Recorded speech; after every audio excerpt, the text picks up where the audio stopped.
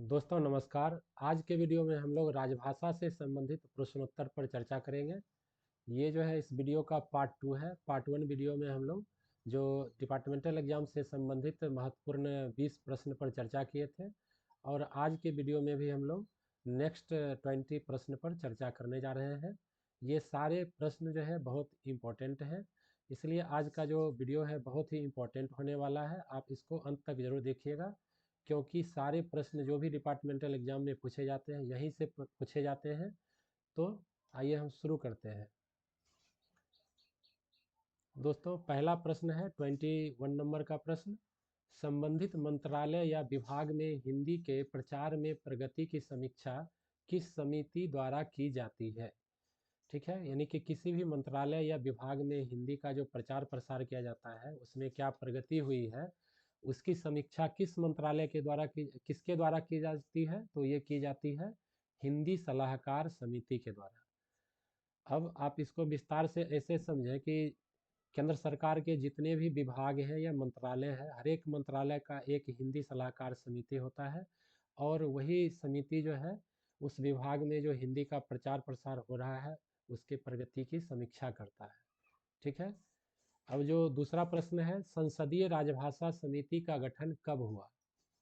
तो संसदीय राजभाषा समिति का गठन हुआ था जनवरी 1976 में। इससे भी संबंधित प्रश्न जो है कई बार डिपार्टमेंटल एग्जाम में पूछे गए हैं।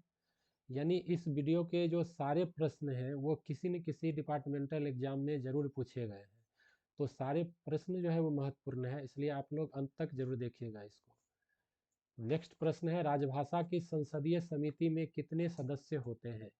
दोस्तों राजभाषा की संसदीय समिति में कुल 30 सदस्य होते हैं और 30 सदस्य में जो 20 सदस्य जो है वो लोकसभा के होते हैं और 10 सदस्य राज्यसभा के होते हैं। ठीक है। इस प्रकार राजभाषा की संसदीय समिति में दोनों सदनों के सदस्य होते हैं। कुल कितने होते हैं?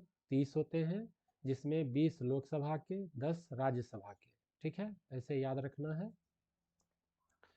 अगला प्रश्न है, केंद्र सरकार के अधिकारियों एवं कर्मचारियों के नाम, पदनाम एवं साइन बोर्ड को भाषा की दृष्टि से किस क्रम में प्रदर्शित किया जाता है? यानी कि केंद्र सरकार के जो अधिकारी या कर्मचारी का उनके ऑफिस में जो नेम प्लेट या साइन बोर्ड लगा रहता है तो उस पर उनका नाम लिखा रहता है, तो वो नाम किस क्रम में प्रदर्शित किया जाएगा? तो सबसे ऊपर हिंदी, उसके नीचे अंग्रेजी, यानी सबसे पहले नाम हिंदी में लिखा रहेगा और फिर उसके नीचे अंग्रेजी में लिखा रहेगा। अगला प्रश्न है, संविधान की 8वीं अनुसूची में कितनी भाषाएं शामिल की गई है? ये जो प्रश्न है बहुत ही महत्वपूर्ण है, तो इसको हम लोग जानते हैं। संविधान की 8वीं अनुसूची में कुल 22 भाषाओं को शामिल किया गया है और ये 22 भाषाओं के नाम यहाँ पर दिए गए हैं। सबसे पहला नाम है असमिया, बंगाली, बोडो, डोंगरी, गुजराती, हिंदी, कन्नड़, कश्मीरी, कोंकणी, मैथिली, मलयालम, मणिपुरी, मराठी, नेपाली, उड़िया, पंजाबी, संस्कृत, संथाली, सिंधी, तमिल, तेलुगु और उर्दू। ये 22 भाषाओं के नाम जो है यहाँ पर लिखे हुए हैं, तो आप इसको 2-3 बार पढ़ के अच्छी तरह से याद कर सकते हैं। अब है, राजभाषा नियम 1976 किस राज्य पर लागू नहीं होता है? दोस्तों ये प्रश्न बहुत ही इम्पोर्टेंट प्रश्न है, क्योंकि भारत के सिर्फ एक ही ऐसे राज्य है जिस पर ये राजभाषा नियम 1976 लागू नहीं होते हैं, और ये जो कौन राज्य है? राज्य का नाम है तमिलनाडु। अब अगला प्रश्न है, राजभाषा की संसदीय समिति का मुख्य कार्य क्या है? तो राजभाषा के संसदीय समिति का मुख्य कार्य है हिंदी के प्रगामी प्रयोग की समीक्षा करना एवं राष्ट्रपति को प्रतिवेदन देना। अब नेक्स्ट प्रश्न है, प्रमुख नगरों में गठित नगर राजभाषा कार्यान्वयन समिति के अध्यक्ष कौन होते हैं? तो ये होते हैं नगर के वरिष्ठतम अधिकारी।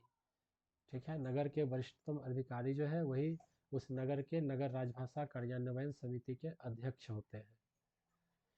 नेक्स्ट है, राजभाषा कार्यान्वयन समिति की बैठकों की आवधिकता क्या है? यानी कि राजभाषा कार्यान्वयन समिति की बैठक कितने अंतराल के बाद होती है? तो ये होती है 3 महीने में एक बार। ठीक है। नेक्स्ट प्रश्न है, नगर राजभाषा कार्यान्वयन समिति की बैठकों की आवधिकता क्या है? ठीक है, पहला था कि राजभाषा कार्यान्वयन समिति की बैठकों की आवधिकता। अब पूछा जा रहा है नगर राजभाषा कार्यान्वयन समिति की बैठकों की आवधिकता क्या है? तो यह है 6 महीने में एक बार, यानी कि वर्ष में 2 बार। अब है, राजभाषा का वार्षिक कार्यक्रम कौन तैयार करता है? दोस्तों, पूरे भारतवर्ष में जो अलग अलग मंत्रालय के द्वारा राजभाषा का जो वार्षिक कार्यक्रम है, तो वो कौन तैयार किया जाएगा, किसके द्वारा तैयार किया जाता है? तो ये तैयार किया जाता है राजभाषा विभाग, गृह मंत्रालय के द्वारा। ठीक है। अब है, और हिंदी भाषी क्षेत्र के निवासियों को दिए गए आश्वासन को कानूनी रूप देने के लिए राजभाषा अधिनियम में कब संशोधन किया गया? तो इसमें संशोधन किया गया था 1967 ईस्वी में। अब है, राजभाषा नीति की जानकारी देने वाले अनुच्छेद संविधान के किस भाग में है? तो संविधान के भाग 17 में वर्णित है राजभाषा नीति की जानकारी देने वाले अनुच्छेद। केंद्र सरकार के लिपिकीय कर्मचारियों के लिए निर्धारित अंतिम पाठ्यक्रम क्या है? ठीक है, केंद्र सरकार के लिपिकीय कर्मचारियों के लिए निर्धारित अंतिम पाठ्यक्रम क्या है? तो अंतिम पाठ्यक्रम है प्राज्ञ। दोस्तों, ये वीडियो आप हमारे YouTube चैनल रेल टेक पर देख रहे हैं।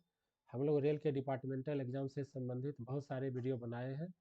तो अभी तक आप हमारे चैनल को सब्सक्राइब नहीं किए हैं तो जल्द से जल्द चैनल को सब्सक्राइब करें और बेल आइकन को ज़रूर प्रेस करें, ताकि हम लोग जो भी वीडियो डालेंगे उसका नोटिफिकेशन जो है सबसे पहले आपको मिल सकेगा। और अभी तक आप जो है, अगर ये वीडियो अगर ये आपको अच्छा लग रहा हो तो वीडियो को लाइक करें, अपने दोस्तों के बीच में शेयर करें। आइए अब हम बढ़ते हैं अगले प्रश्न की ओर। अगला प्रश्न है, हिंदी पाठ्यक्रम में प्रशिक्षित होने के लिए केंद्र सरकार के कर्मचारियों को कौन सी प्रशिक्षण सुविधा उपलब्ध है? तो यहाँ पर दिया हुआ है, नियमित, गहन, पत्राचार एवं निजी। किसी भी माध्यम से जो है, किसी भी तरह से आप जो है हिंदी पाठ्यक्रम में प्रशिक्षण प्राप्त कर सकते हैं।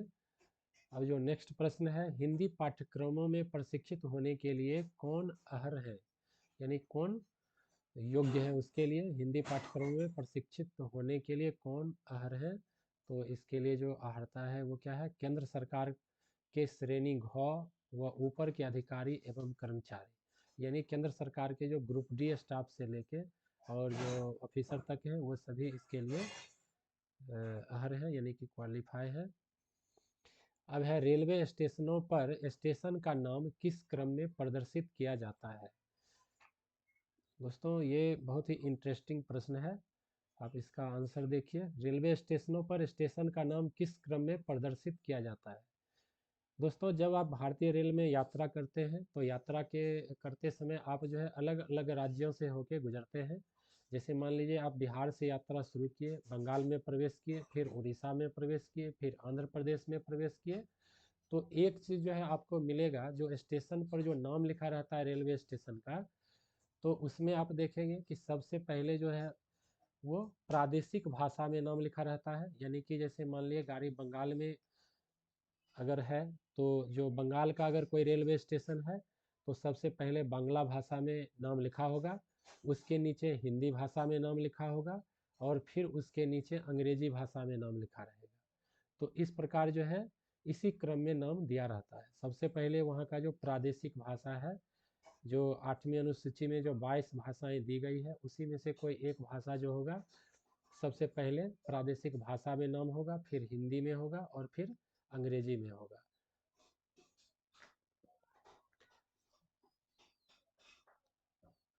अब है, आम जनता द्वारा प्रयोग किया जाने वाले फार्मों को किस क्रम में तैयार किया जाता है?